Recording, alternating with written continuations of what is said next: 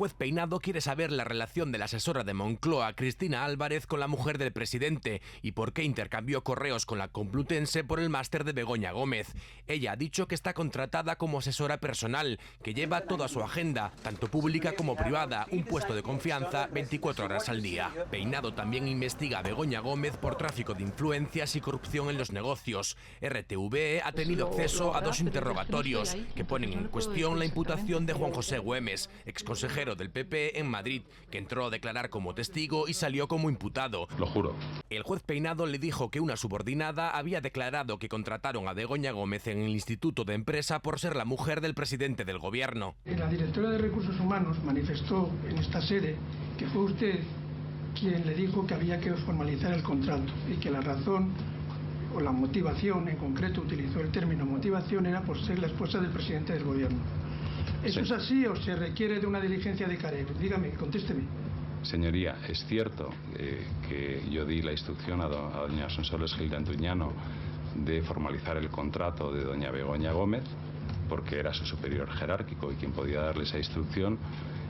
Desde luego no se contrató a doña Begoña Gómez por ser la esposa del presidente del gobierno. Pero unos días antes, esa subordinada en el interrogatorio solo reconoce que en ese contrato introdujeron una cláusula especial por ser la mujer del presidente para proteger a la empresa. ¿Se firmó por parte de Begoña y el IE alguna cláusula de especial conflicto de interés? Sí. ¿Vino motivado porque doña Begoña Gómez era la esposa del presidente del gobierno? Así es. Güemes aseguró que contrató a Begoña Gómez por sus méritos profesionales. Pensamos que era la persona adecuada para acompañar a la presidenta del Centro de África. Dice que se basó en su currículum. El presidente del gobierno dice que el informe de la UCO deja claro que el fiscal general del Estado no filtró el correo del novio de Ayuso. ¿Quién va a pedir perdón al fiscal general del Estado? Porque ha habido mucha gente que ha exigido su dimisión, sin pruebas, con falsas acusaciones. Según la Guardia Civil, en el móvil de García Ortiz no había ni un mensaje de los días clave, pero dice Sánchez que ese no es el debate. Ahora dicen, no, es que los mensajes se borraron. Pero por favor, elevemos un poco el debate público. Pero el PP no se cree el argumento de la Fiscalía, que el móvil se formateó por protocolo de seguridad. No es que no hubiera mensajes, sino que los mensajes han sido borrados, que son dos cosas muy distintas. Y la presidenta de la Comunidad de Madrid vuelve a exigirle a Sánchez que dimita. Aplaudió una operación de Estado contra un rival político. Este hombre, que el presidente del gobierno de nuestro país ha enloquecido. El gobierno también desmiente tajantemente que altos cargos de Moncloa tuvieran el correo filtrado del novio de Ayuso antes que los medios de comunicación. No es verdad, lo vengo repitiendo una y otra vez. Es otra de las conclusiones de la Guardia Civil tras analizar el móvil de Juan Lobato, el exsecretario general de los socialistas madrileños. Esta es la firma de un acuerdo que sabe más a principio que a final. Trabajo y sindicatos están satisfechos, pero son conscientes de que para que la medida llegue a los trabajadores aún queda mucho. Este acuerdo no es el final de ningún camino, sino el inicio de la transformación para democratizar el tiempo. El Ministerio quiere llevar este acuerdo al Consejo de Ministros en enero. Después comenzará el trámite parlamentario, donde no tiene de momento los apoyos necesarios. Los sindicatos dicen vigilarán los cambios que puedan introducir. Somos conscientes de que COE también va a jugar su papel y va a presionar y va a trabajar con los grupos. No descartan movilizaciones durante este trámite y siguen tendiendo la mano a la patronal. La COE tiene la oportunidad, si tiene interés, de continuar hablando. Los empresarios insisten en que la medida es una injerencia del Gobierno en la negociación colectiva. Tiene que estar pactada con los agentes sociales, como además se viene pactando con los agentes sociales, convenio tras convenio, sin que haya ningún tipo de conflictividad.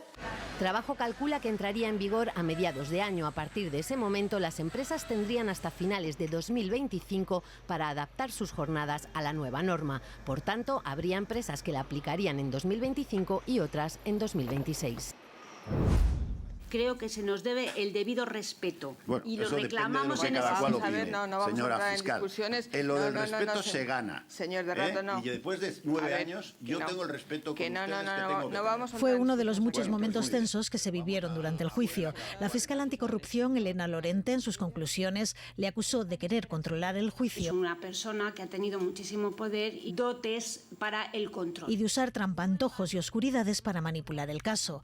Rodrigo Rato, visiblemente alterado en algunas sesiones, denunciaba que era un proceso basado en fabulaciones, tesoros que no existen. Prácticas inquisitoriales. Esto es un desatino monumental, una ficción impresentable. El tribunal, presidido por Ángel Acevedo, le condena a 4 años, 9 meses y 1 día de cárcel y a una multa de algo más de 2 millones de euros, de los que 568.000 irán para Hacienda. Una condena que se puede recurrir al Supremo y que queda lejos de los 63 años de prisión y la multa de más de 42 millones de euros que pedía la Fiscalía. Le acusaba de 13 delitos que se han quedado en 3: blanqueo de capitales, corrupción entre particulares y contra la hacienda pública. En la sentencia se considera probado que el que fuera presidente de Bankia, director general del Fondo Monetario Internacional y vicepresidente del gobierno con Aznar, ocultó parte de su patrimonio en el extranjero y facturó servicios personales a través de sociedades.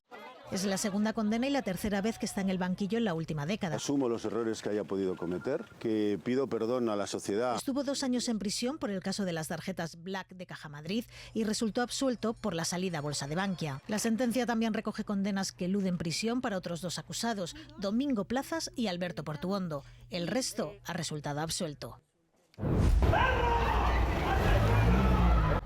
Entre gritos de asesino y en un coche con los cristales tintados, llegaba al juzgado Óscar, investigado por la muerte de Esther López. ¡Justicia para Esther! En la vista de hoy, las partes han fijado los delitos que le imputan. La Fiscalía, homicidio, asesinato y omisión de deber de socorro.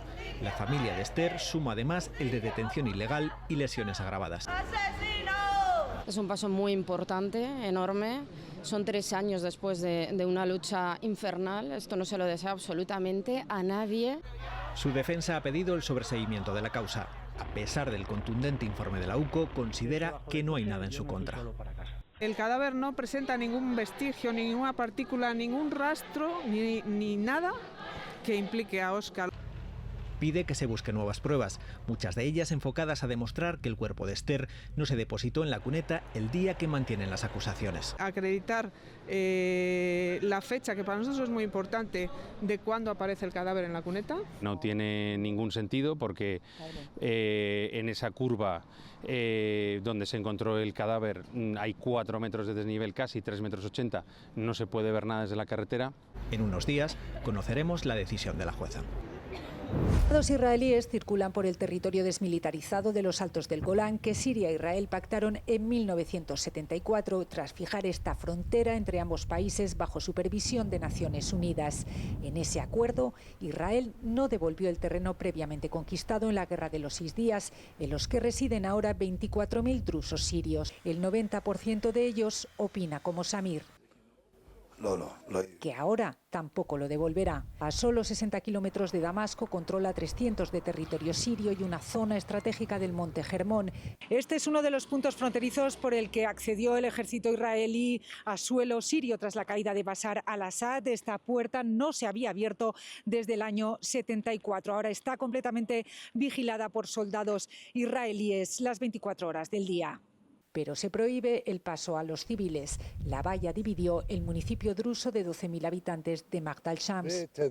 Mi hermana, dice este otro vecino, vive en esa casa y quiero verla. Somos drusos arraigados a la tierra, no al país. La mayoría se identifica con Siria y se siente ciudadano de segunda en Israel. Más de la mitad rechaza la nacionalidad. El líder rebelde, Al-Golani, ratifica esta frontera. El alcalde del municipio cree que Israel aprovecha la fragilidad del nuevo gobierno sirio reacio a enfrentarse a otro conflicto. Esperamos, dice este periodista, que la caída de Assad traiga paz, aunque reconoce sentirse preocupado por las intenciones de Netanyahu de duplicar la población colona en el Golán. Sí, así lo creen, por ejemplo, asociaciones de mujeres que consideran que esas penas, ya no tanto para Dominique Pelicot, con 20 años de prisión, sino para algunos del resto de los acusados, son bajas a pesar de haber sido considerados todos culpables. Hoy, por ejemplo, al mediodía se han concentrado frente a los juzgados de Aviñón, que por cierto había también presencia de mujeres españolas para pedir justicia. El veredicto y la figura de Giselle, convertida ya en un icono mundial son los dos asuntos que recogen hoy la prensa francesa en el día después de la sentencia. También ponen el foco en que el presidente de la República, Emmanuel Macron, la cita hoy por primera vez después de más de 3 meses de juicio en las redes. Le da las gracias y dice que es una pionera en los derechos de las mujeres. Y también se pone el foco con la mirada a estos 3 meses, más de 3 meses, de lo duro que ha sido este proceso, porque por primera vez en la historia judicial francesa el público y los medios acreditados hemos podido ver los vídeos, las grabaciones que hizo Pelicot de cada una de esas violaciones, que además han sido la prueba principal. Y la pregunta, si fue duro para cualquiera, ¿cómo fue para Giselle?